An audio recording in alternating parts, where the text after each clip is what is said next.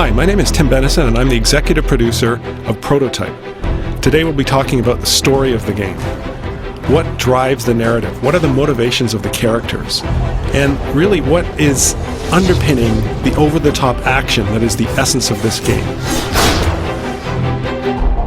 So the basic premise behind the story is that Alex Mercer, the main character, wakes up on a slab in a morgue with some scientists hovering above him, about to cut him open in an autopsy.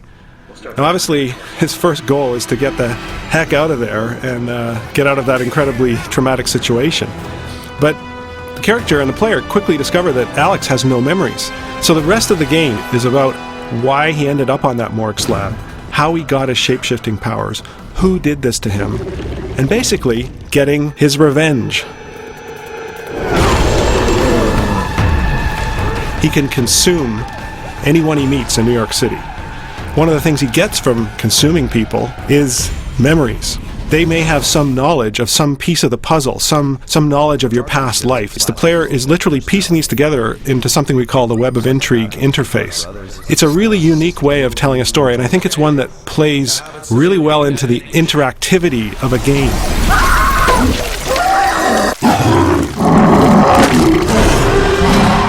Dana Mercer, who is Alex's sister, is one of the other major characters in the game. She's a journalist, and she helps Alex find answers. She's got access to certain sources of information, but she doesn't have all of the answers.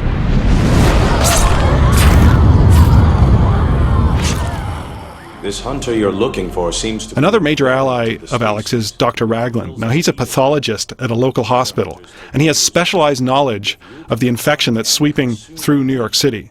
Alex needs his help in fighting the military, and even in combating some of the specialized weapons that the military deploy against him.